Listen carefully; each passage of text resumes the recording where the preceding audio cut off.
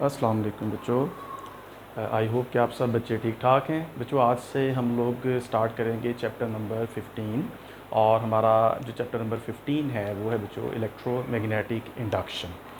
Chapter number 14 और chapter number 15 जो है ये हमारे एग्जामिनेशन पॉइंट ऑफ व्यू से एक पेयर है जिसमें से हम लोग एक लॉन्ग क्वेश्चन प्रिपेयर करते हैं और उसके अलावा शॉर्ट क्वेश्चंस और एमसीक्यूज़ तो दोनों चैप्टर्स में से होते ही हैं। अब जो चैप्टर नंबर 14 और चैप्टर नंबर 15 में से हमारा लॉन्ग क्वेश्चन होता है, उस लॉन्ग क्वेश्चन में या तो हमें चैप्टर नंबर 14 में से एक आर्टिकल टॉपिक दिया जाता है और चैप्टर 15 का न्यूमेरिकल दिया जाता है, या फिर उसके बाद बच्चों हमें इस तरह भी हो सकता है कि चैप्टर 15 का लॉन्ग टॉपिक दिया जाए, एक ऐसे टॉपिक दिया जाए और चैप्टर 14 का न्यूमेरिकल दिया जाए। ठीक है बच्चों, तो दोनों केसेस में चैप्टर 14 और चैप्टर 15 जो हैं हमारे ये बहुत इंपॉर्टेंट हैं। इसमें से एक लॉन्ग क्वेश्चन हमने प्रिपेयर करना है।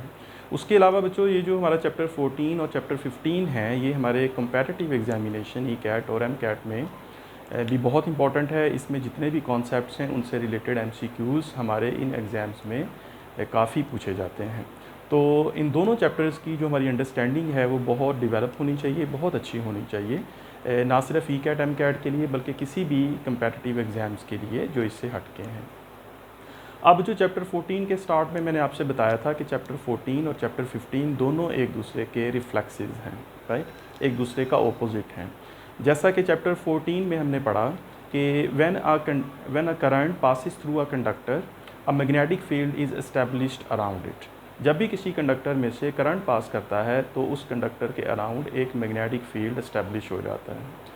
बिल्कुल बच्चों, इसका जो ऑपोजिट होगा वो हमारे पास है चैप्टर नंबर 15 में, और उसका ऑपोजिट क्या है कि when a conductor is moved across a magnetic field a current is induced.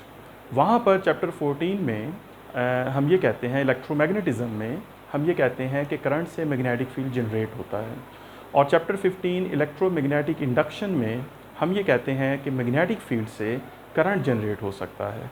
तो दोनों आइडियाज़, दोनों कॉन्सेप्ट्स जो हैं ये दोनों एक दूसरे के रिफ्लेक्सेस हैं, एक दूसरे के ऑपोजिट हैं।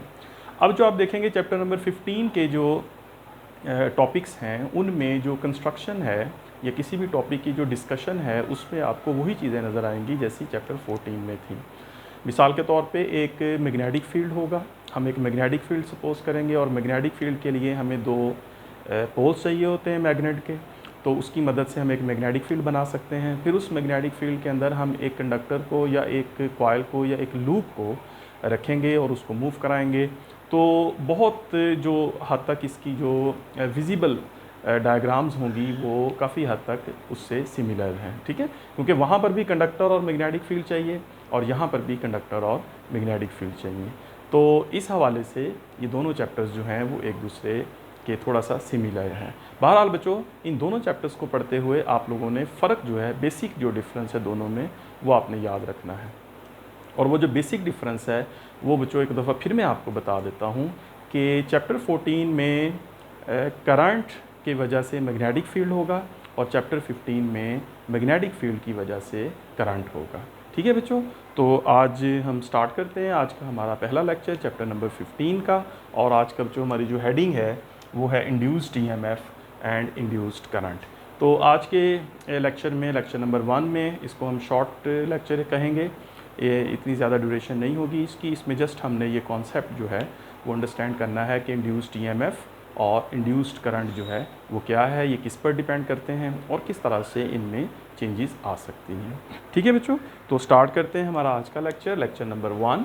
और इस बच्चे लेक्चर को मैं स्टार्ट करता हूँ एक छोटे से आप मतलब कह लें कि साइंटिस्ट के नाम से, और वो है जो साइंटिस्ट माइकल फैराडे। ये जितना भी काम किया था इलेक्ट्रोमैग्नेटिज्म और इलेक्ट्रोमैग्नेटिक इंडक्शन में, जब भी, जहाँ भी और जिस भी बुक में आप इन टॉपिक्स को पढ़ेंगे तो आपको एक नाम वहाँ पे ज़रूर मिलेगा और वो नाम है माइकल फैराडे। ठीक है बच्चों, ये माइकल फैराडे जो हैं इन्होंने इस फील्ड में काफ़ी काम किया। ऑलराइट, तो बच्चों यहाँ से इस तरह से मैं इसको शुरू करता हूँ कि माइकल फैराडे डिस्कवर्ड, ये जो आइडिया था ये माइकल फैराडे ने डिस्कवर किया।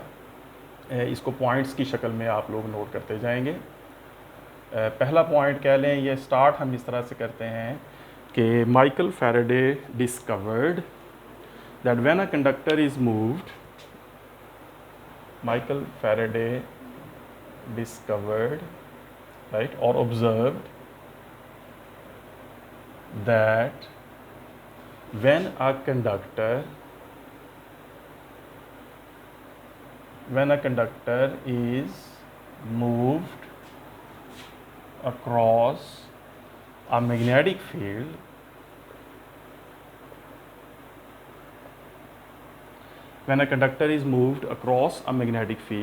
an EMF is induced in the conductor. An EMF is induced in the conductor. ये बच्चों इस लाइन से मैं अपनी बात को शुरू करूँगा।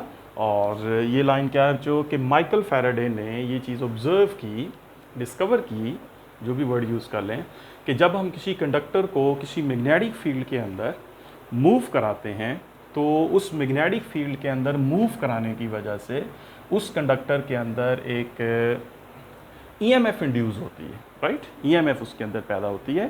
तो that EMF is known as induced EMF, right? Conductor is moved across a magnetic field and EMF is induced in the conductor. The EMF induced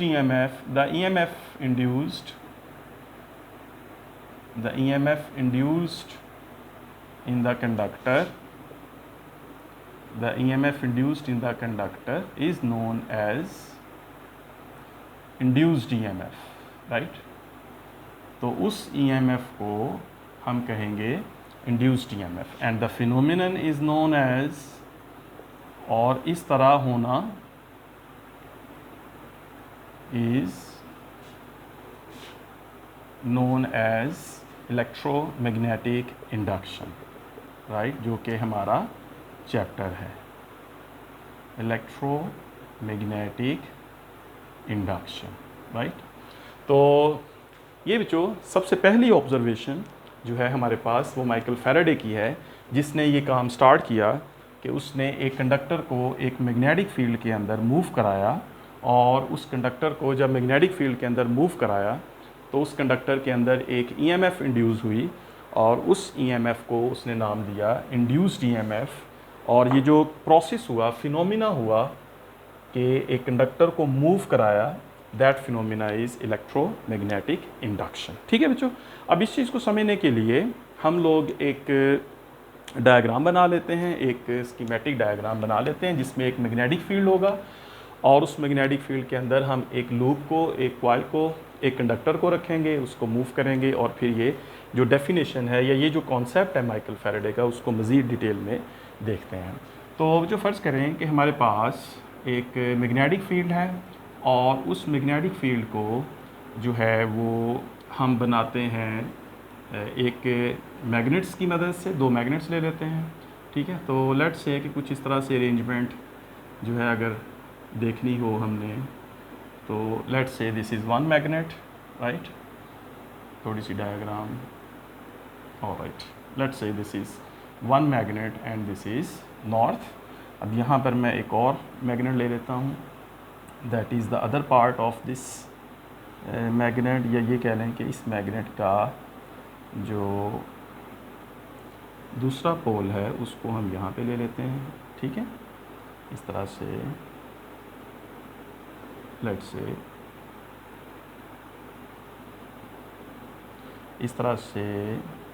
let's say this is south, right, this is north pole of a magnet, this is south pole of a magnet, ठीक है। अब दोनों opposite poles हैं।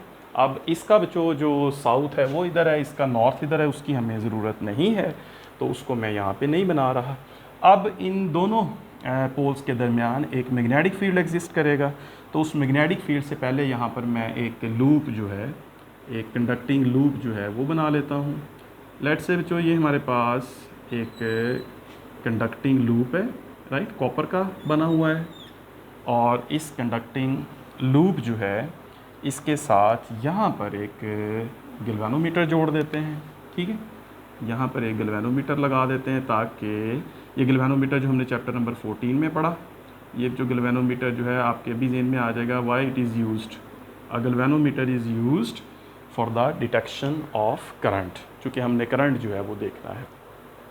अच्छा जी, अब जो situation ये बनी हमारे पास कि ये दो हमारे पास एक मैग्नेटिक फील्ड है और इस मैग्नेटिक फील्ड में हमने एक करंट कैरिंग मतलब करंट कैरिंग नहीं, सॉरी, इसके साथ बैटरी तो हमने नहीं लगाई, ये जस्ट एक लूप है, एक कॉइल है, कॉपर का एक लूप बनाया है, ठीक है, रेक्टेंगुलर लूप बनाया है। और इस रेक्टेंगुलर लूप को यहाँ मैं लिख देता हूँ कि ये एक रेक्टेंगुलर लूप बनाया हमने, जिसको यहाँ पे रखा। अब यहाँ पे जो मैग्नेटिक फील्ड भी मैं ड्रॉ कर लेता हूँ। अब यहाँ पर जो इन मैग्नेट्स का मैग्नेटिक फील्ड होगा that will be in this way, right. इस तरह से मैग्नेटिक फील्ड की जो डायरेक्शन होगी that will be from north to south, right. तो अब इस मैग्नेटिक फील्ड ने, ये मैग्नेटिक फील्ड आप देख रहे हैं कि ये जो लूप है इसमें से पास कर रहा है, ठीक है ना। तो ये लूप इस तरह से रखा है कि ये मैग्नेटिक फील्ड के अंदर लाई करे, राइट। इस तरह से मैग्नेटिक फील्ड के अंदर ये लूप है, ये रेड लाइंस जो हैं ये मैग्नेटिक फील्ड को रिप्रेजेंट कर रही हैं। अब बच्चों ऐसा हुआ कि जब इस लूप को जब तक तो ये लूप स्टेशनरी है, राइट। तो केस 1 कह लें आप, when the loop is stationary, ये जो लूप है, ये मैग्नेट्स जो हैं ये स्टेशनरी हैं, राइट। ये आप कह सकते हैं ये जो दोनों मैग्नेट्स हैं ये दोनों स्टेशनरी हैं, they are not moving. The loop is also stationary in the first case. When the magnets are stationary, when the loop is stationary, there is no current, there is nothing happening anywhere, right? कुछ भी ऐसा नहीं है। अब the second case is, right, and the second case, जैसे इस तरह अगर आप इसको नोट करना चाहते हैं तो केस 1 जो है उसमें आप कह लें कि the magnets and the loop are stationary, ठीक है बच्चों, दोनों रेस्ट में है। So there is nothing happening, right. Case 2, let's say we consider case 2, the magnets and the loop, the magnet is stationary, the magnets are stationary but the loop is moving. अभी देखेंगे हमने क्या किया, right. हम ये कहते हैं कि ये जो मैग्नेट्स हैं ये अभी भी स्टेशनरी हैं, और अब जो ये जो लूप है ये जो हमने रखा हुआ है इन मैग्नेट्स के दरमियान, ये लूप जो है अब इसने मूव करना है, right. Now the loop moves from left to right, right. This is my left side, this is my left side and this is my right side. So the loop moves from left to right. जब ये होता है, जब बच्चों ऐसा होता है कि इस लूप को मूव कराया जाता है left to right, there is a deflection in galvanometer, the galvanometer shows deflection, right. उसके बाद जब इस लूप को मूव करवाया जाता है from right to left, this is from left to right and again from right to left. जब हम इस लूप को लेफ़्ट टू राइट मूव कराते हैं तो गैल्वेनोमीटर डिफ्लेक्शन शो करता है, और जब हम इस लूप को राइट से लेफ़्ट मूव करवाते हैं तो गैल्वेनोमीटर डिफ्लेक्शन शो करता है। Both the deflections are in opposite way, right.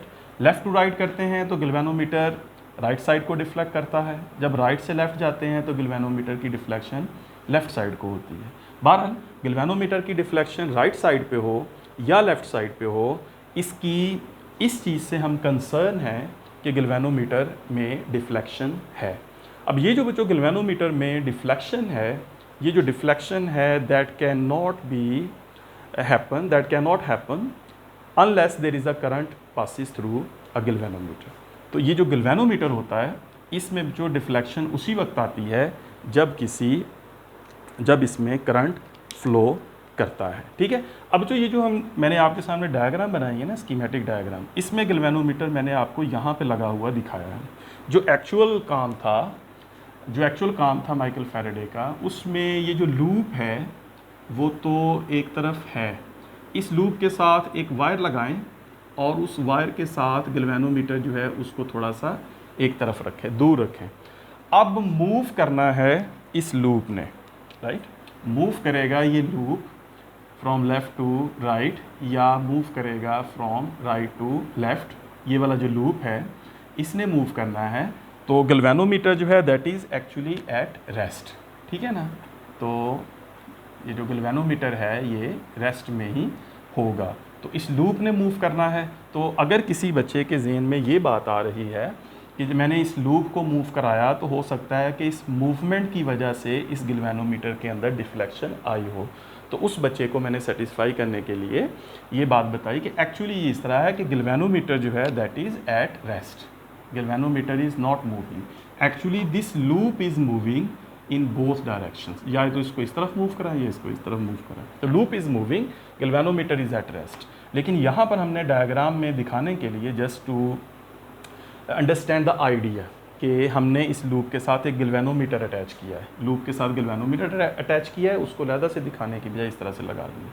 तो ये गैल्वेनोमीटर की मूवमेंट इस लूप में या इसको गैल्वेनोमीटर को हिलाने की वजह से नहीं है, ये जो गैल्वेनोमीटर के अंदर पॉइंटर की डिफ्लेक्शन आएगी that is purely due to the flow of current, right.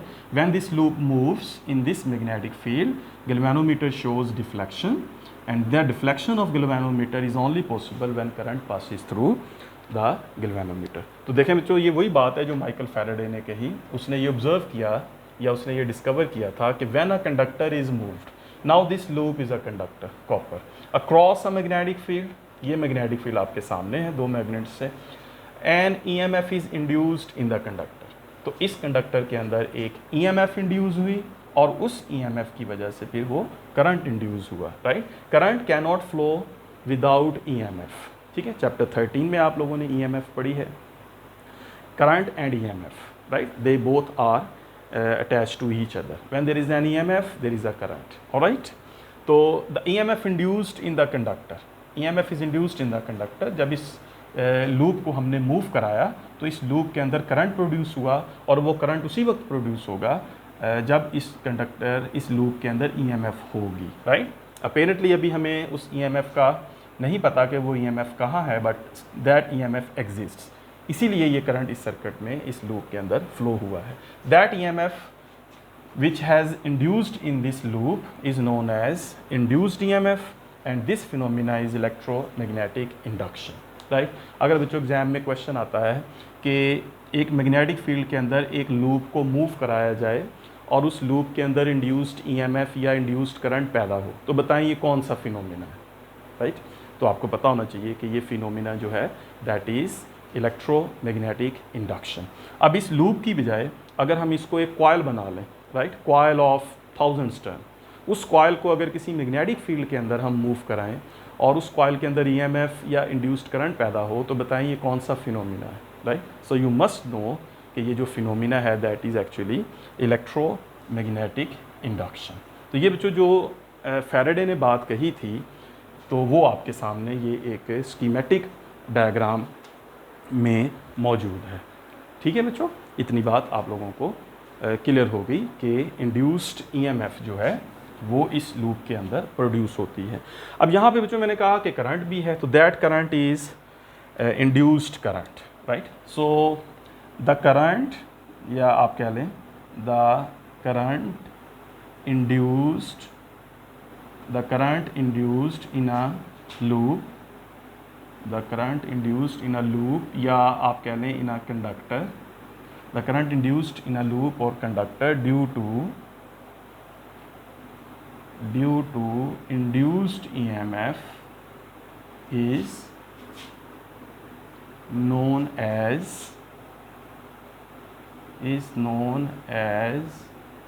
Induced current, ठीक है। तो दो बातें होंगी बच्चों, एक तो ये कि इसमें इंड्यूस्ड EMF पैदा होगी और उस इंड्यूस्ड EMF जो है उसकी वजह से प्रोड्यूस होगा इंड्यूस्ड करंट, ठीक है जी। So there are two things, इस लूप को मूव कराया तो लूप को मूव कराने की वजह से इसमें इंड्यूस्ड EMF आ गई। जस्ट इतना पॉइंट आपने भी याद रखना है कि व्हेन दिस लूप और conductor was moved in a magnetic field an EMF was induced in the loop, right, that is induced EMF, और उस EMF ने फिर इस लूप के अंदर एक करंट फ्लो कराया, that current is known as induced current. ठीक होगी बात बच्चों, यहाँ तक आपको पॉइंट समझ आ गया। So this was induced EMF and induced current. ठीक है, अब ये जो बच्चों इंड्यूस्ड करंट है, इसके बारे में आप लोगों ने कुछ बातें जो है वो याद रखनी है। ठीक है, तो इंड्यूस्ड करंट के बारे में आप ये कह लें कि एक तो ये पॉइंट बन गया हमारे पास, एक ये भी एक तरह से एक पॉइंट है कि जो इंड्यूस्ड करंट है that is due to induced EMF, right, ये भी एक पॉइंट है। और दूसरा पॉइंट जो है बच्चों वो ये है कि ये जो इंड्यूस्ड करंट होता है दैट हैज़ डायरेक्शन, राइट। तो हम ये कहेंगे कि induced current changes its direction,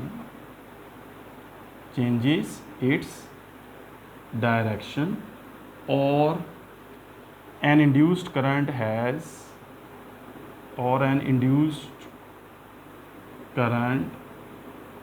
has different, may have different direction. Induced current may have different direction in the conductor और लूप, अगर वो लूप है या कंडक्टर है तो उसमें डिफरेंट डायरेक्शन। देखें मुझे इसमें एक चीज़ आपने याद रखनी है, ये जो आपके सामने मैंने डायग्राम बनाई है, इसमें मुझे आप याद रखें कि जब ये loop left to right move होता है तो गैल्वेनोमीटर की डिफ्लेक्शन एक तरफ होती है, राइट। अगर ये गैल्वेनोमीटर की स्केल है, उसका मीटर मूवमेंट पार्ट है और ये उसके ऊपर ये स्केलिंग हुई है, डिफरेंट डिग्रीज बने हैं लेट से, और इस तरफ को भी अगर बने हुए हैं, तो बच्चों ये बात याद रखनी है आपने कि ये जो पॉइंटर होगा, इस पॉइंटर की जो मूवमेंट होगी that movement will be different, right. When this loop moves from left to right the pointer moves in one direction, right, and when this loop, ये यहाँ पे लिख देता हूँ, लेफ़्ट टू राइट, तो एक तरफ डिफ्लेक्शन करता है। और जब इस गैल्वेनोमीटर, जब इस लूप को राइट टू लेफ़्ट मूव कराया जाता है तो उस केस में फिर इस पॉइंटर की जो डिफ्लेक्शन है that will be different, that is from right to left in both cases. कि when this loop moves from left to right और from right to left the direction of pointer on the galvanometer is opposite, which means the current direction of current changes। ठीक है ना, ये अब आपको पता है कि अगर ये पॉइंटर अपनी डिफ्लेक्शन चेंज करता है तो इसका मतलब है कि ये जो करंट है इस लूप के अंदर, उस करंट की जो डायरेक्शन है वो चेंज हुई है। तो मैंने जस्ट ऐसे मार्क कर दिया कि when this loop moves from left to right so pointer goes this way, and when this loop moves right to left the pointer goes another way. ठीक है, राइट टू लेफ़्ट इधर आता है या लेफ़्ट टू राइट इधर आता है, पर in both cases the direction of pointer is different, which means the direction of current is opposite। ये पॉइंट आपने याद रखना है। induced current has a varying direction और induced current have different direction। ठीक होगी बात बच्चों, एक तो आपने ये वाला पॉइंट जो है वो याद रखना है। दूसरा बच्चों आपने ये याद रखना है कि इस लूप के अंदर जो इंड्यूस्ड करंट पैदा हुआ है वो इंक्रीज़ भी हो सकता है, वो बढ़ भी सकता है। तो उसको मैं यहाँ पे लिखता हूँ कि induced current can be increased, induced current can be increased, right.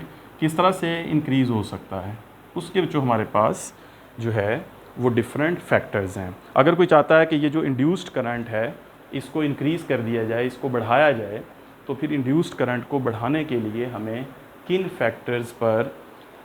Factors जो है उनको देखना पड़ेगा। अच्छा बच्चों, इस इंड्यूस्ड करंट को बढ़ाया जा सकता है बाय यूजिंग स्ट्रॉन्गर मैग्नेट्स। अगर ये दोनों मैग्नेट्स जो हैं वो स्ट्रॉन्गर हो जाएं तो हम इसको बढ़ा सकते हैं। तो मैं लिखता हूँ बाय यूजिंग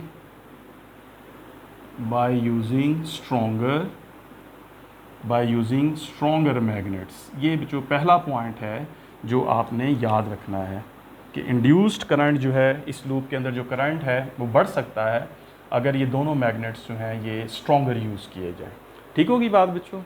अच्छा जी, दूसरा पॉइंट ये है by moving the loop faster, by moving the loop faster. आप इस लूप को फास्टर मूव करें, जितना फास्ट मूव करेंगे उतना इस लूप के अंदर जो इंड्यूस्ड करंट है वो ज़्यादा हो जाएगा। ठीक है। और तीसरा पॉइंट बच्चों ये है कि replacing loop by number of turns, replacing a loop by number of turns, या जिसको आप क्या लेते हैं कॉइल, राइट। अगर आप इस लूप को मैनी टर्न्स में, नंबर ऑफ टर्न्स में, यानी एक लूप है, आप इस एक लूप की बजाय आप इसको जो है वो नंबर ऑफ लूप्स बना दें, काफ़ी ज़्यादा इसमें टर्न्स, इसके टर्न्स जो है वो काफ़ी ज़्यादा कर दें, तो हर टर्न का जो करंट है वो दो टर्न होंगे तो डबल हो जाएगा करंट, 3 टर्न्स होंगे तो 3 टाइम्स हो जाएगा, और 4 टर्न्स होंगे तो 4 टाइम्स हो जाएगा। तो जितने नंबर ऑफ टर्न्स बढ़ाते जाएंगे उतना इसके अंदर इंड्यूस्ड ईएमएफ और इंड्यूस्ड करंट उतना बढ़ता जाएगा। ठीक है बच्चों, समझ आ गई बात की। तो ये जो इंड्यूस्ड करंट है इस लूप के अंदर, उस इंड्यूस्ड करंट की वैल्यू जो है, उसका मैग्नीट्यूड जो है, वो इन तीनों फैक्टर्स की मदद से जो है वो चेंज किया जा सकता है। अगर आप स्ट्रॉन्गर मैग्नेट्स लें और फास्टर मूव कराएं और नंबर ऑफ टर्न्स कर दें, तो फिर रिजल्टेंट जो इंड्यूस्ड करंट इस लूप के अंदर आएगा उसका मैग्नीट्यूड ज़्यादा होगा। ठीक है, different experiments have proved this thing.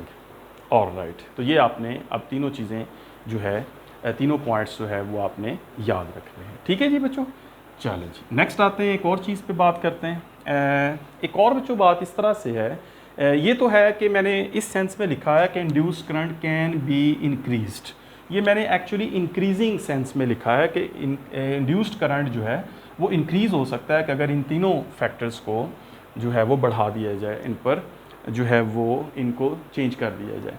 अब जो इंड्यूस्ड करंट जो है इसके अलावा भी 2 फैक्टर्स पे डिपेंड करता है। ठीक है, या यूँ कह लें कि इंड्यूस्ड करंट डिपेंड्स।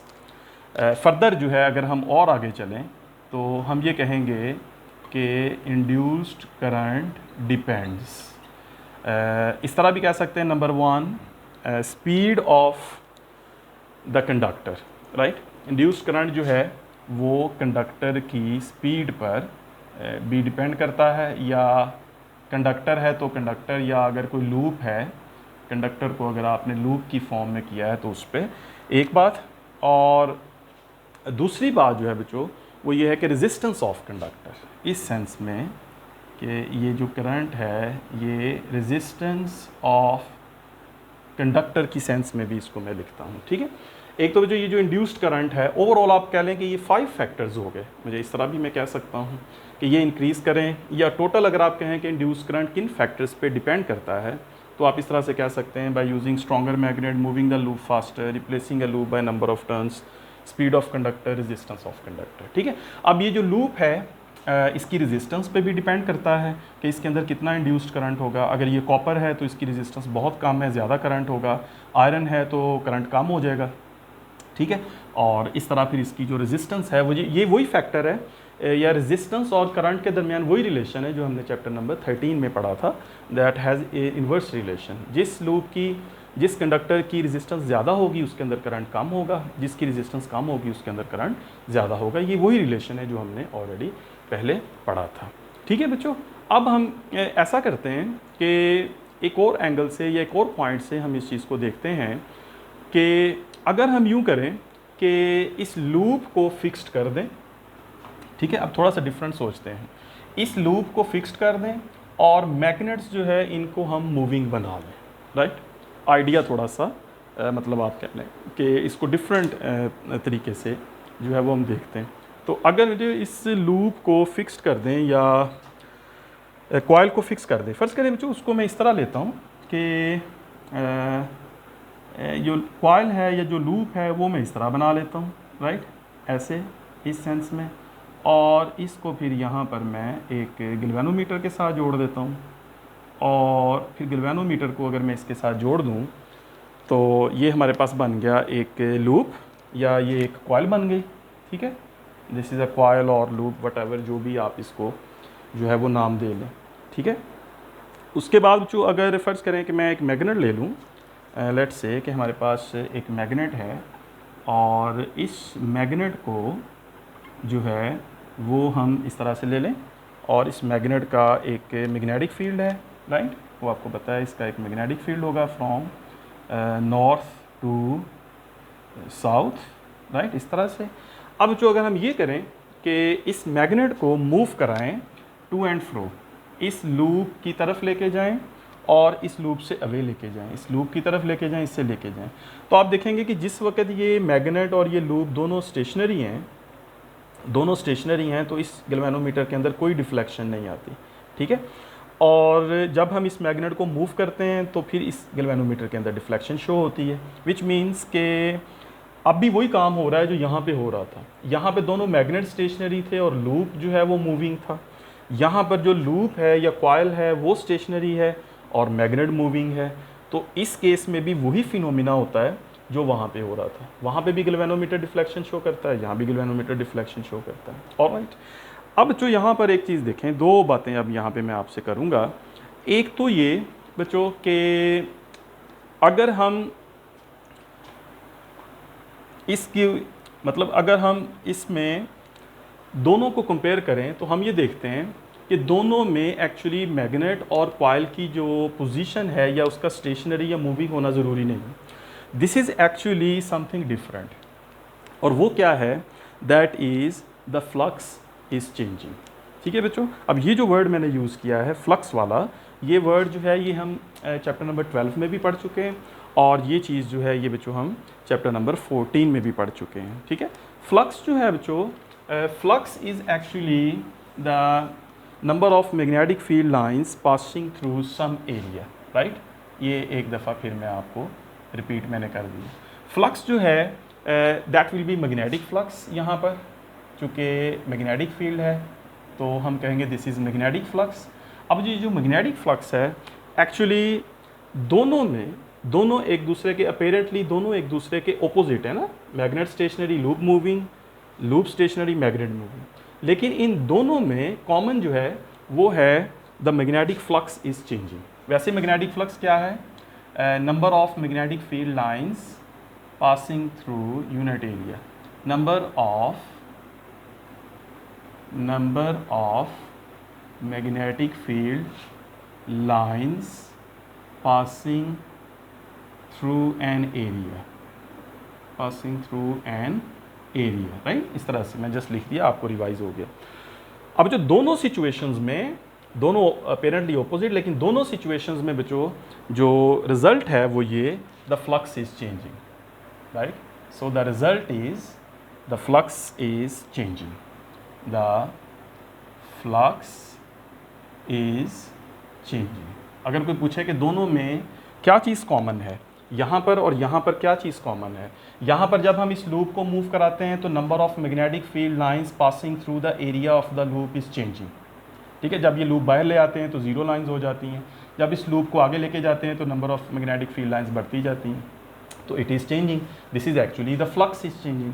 और दूसरी तरफ बच्चों यहाँ पे आप देखें कि जब इस मैग्नेट को हम थोड़ा सा यहाँ इतनी दूर रखते हैं कि कोई भी मैग्नेटिक फील्ड लाइन इस लूप में से पास नहीं करती, तो फ्लक्स ज़ीरो है। जब हम इस मैग्नेट को इसके करीब लेके जाते हैं तो number of magnetic field lines passing through this loop is increasing और चेंजिंग। जब इसको एक तरफ लेके जाते हैं तो मैग्नेटिक फील्ड लाइंस बढ़ती हैं, जब वापस लेके आते हैं तो मैग्नेटिक फील्ड लाइंस कम होती हैं। तो दोनों केसेस में जो आप कह सकते हैं द फ्लक्स इज़ चेंजिंग। यहाँ पर भी आप कहेंगे, ठीक है, यहाँ पर आप कहेंगे क्या हो रहा है, यहाँ पर भी फ्लक्स इज़ चेंजिंग, राइट। और यहाँ पर भी आप क्या कहेंगे कि कौन सा फिनोमिना हो रहा है, यहाँ पर भी actually flux is changing, right? So in both the situations the things are apparently different, opposite to each other, magnets stationary, coil moving, coil stationary, magnet moving, but the common thing is the flux is changing। तो बच्चों हम ये कह सकते हैं अब यहाँ पर कि ये जो लूप है और ये जो coil है, इसके अंदर जो induced EMF पैदा हो रही है, that induced EMF is producing actually due to change in flux, right? So that EMF is actually due to change in flux। समझ आ गई बच्चों बात की? तो हम ये कहेंगे अब से नेक्स्ट हम ये बात याद रखेंगे कि induced EMF हम ये कहेंगे कि induced EMF is actually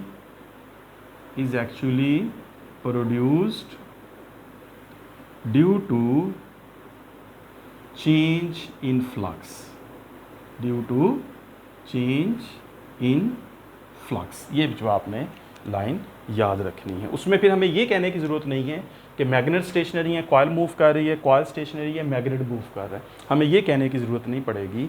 हम बस सिंपल ये कहेंगे कि इंड्यूस्ड ईएमएफ पैदा होती है due to change in flux. ठीक होगी बात बच्चों। और दूसरी बात ये कि ये जो इंड्यूस्ड ईएमएफ प्रोड्यूस होगी इसके अंदर, वो चेंज इन फ्लक्स पे तो डिपेंड करेगी, लेकिन जितना ये चेंज इन फ्लक्स ज़्यादा होगा उतनी ये इंड्यूस्ड ईएमएफ ज़्यादा होगी। ठीक है, तो दूसरी बात आपने ये याद रखनी है कि induced EMF is proportional to rate of change of flux. ये भी बात आपने याद रखनी है। जितना तेज़ी से मूव करेंगे इसको, अभी मैंने एक पॉइंट लिखा था कि स्पीड ऑफ द कंडक्टर और the loop, induced current depend करता है स्पीड ऑफ कंडक्टर, या इंड्यूस्ड ईएमएफ डिपेंड करती है स्पीड ऑफ कंडक्टर। तो स्पीड ऑफ कंडक्टर अगर हम ज़्यादा करते हैं तो that means rate of change of flux ज़्यादा होगा, फ्लक्स में चेंज तेज़ी के साथ आएगी when the speed increased. So the induced EMF और induced current is directly proportional to rate of change of flux. ठीक है, तो ये जो बात आपने इसमें याद रखनी है। ऑलराइट, और एक पॉइंट जो है वो रह गया जो मैंने यहाँ पे लिखना था, वो बच्चों ये है कि इस लूप के लिए I multiplies R that remains constant. ये एक पॉइंट रह गया था। जैसे मैंने पहले कहा था कि जब इस लूप के अंदर डिफरेंट करंट्स होंगे और इस लूप्स की डिफरेंट रेजिस्टेंसेस होंगी तो I multiply R will be a constant and that constant is known as EMF which is an induced EMF।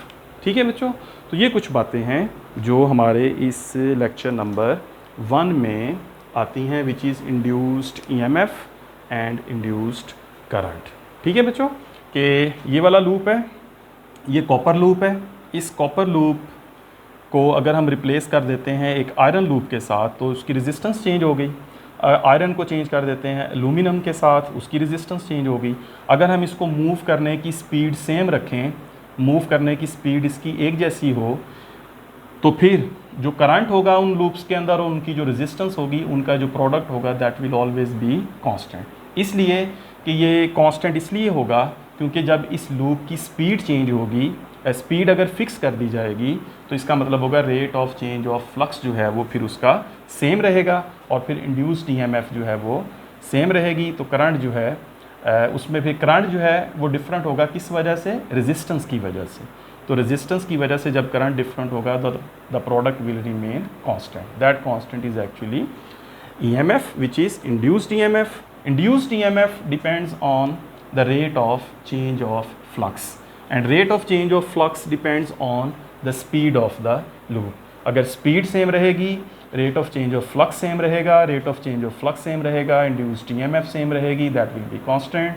फिर अगर आप लूप्स चेंज कर दें, कॉपर, आयरन, सिल्वर, एल्यूमिनियम, तो उन सब की रेजिस्टेंस डिफरेंट होगी, उनमें करंट डिफरेंट होगा, लेकिन दोनों का प्रोडक्ट जो है that will remain same, right? That same number is called induced EMF। तो ये बच्चों कुछ बातें हैं, कुछ पॉइंट्स हैं जो आप लोगों ने याद रखने हैं लेक्चर नंबर 1 के हवाले से। और कंक्लूड करता हूँ इसको मैं 2 पॉइंट पर जो इस लेक्चर के ख़त्म होने के बाद भी आपके जहन में रहने चाहिए। ठीक है, तो वो 2 पॉइंट्स कौन से हैं उसको आप लिख लें या उसको वैसे ही आपने याद रखना है, यानी इस लेक्चर के बाद भी आपके जहन में उसका खुलासा ये रहना चाहिए। पहली बात बच्चों ये रहनी चाहिए कि माइकल फैराडे के मुताबिक जब भी किसी कंडक्टर को किसी मैग्नेटिक फील्ड में मूव कराया जाएगा तो उसके अंदर करंट इंड्यूस होगा। ये आपने एक लाइन चलते फिरते याद रखनी है अगर चैप्टर 15 को आपने अच्छा समझना है। जब भी किसी कंडक्टर को, किसी लूप को मैग्नेटिक फील्ड के अंदर मूव कराएंगे तो उसके अंदर करंट आ जाएगा। ये बात आपके चलते फिरते जेहन में रहनी चाहिए। ऑलराइट, ठीक है बच्चों, बात कि करंट इसमें कब आएगा? जब इस किसी भी कंडक्टर को पकड़ें, लूप बनाएं, उसको मैग्नेटिक फील्ड के अंदर मूव कराएं, तो आप देखें उसको मूव कराने की वजह से उसके अंदर करंट प्रोड्यूस हो जाएगा। ठीक है, एक बात। दूसरा, फिर ये जो करंट होगा या ये जो EMF होगी, EMF भी प्रोड्यूस होगी, करंट भी प्रोड्यूस होगा।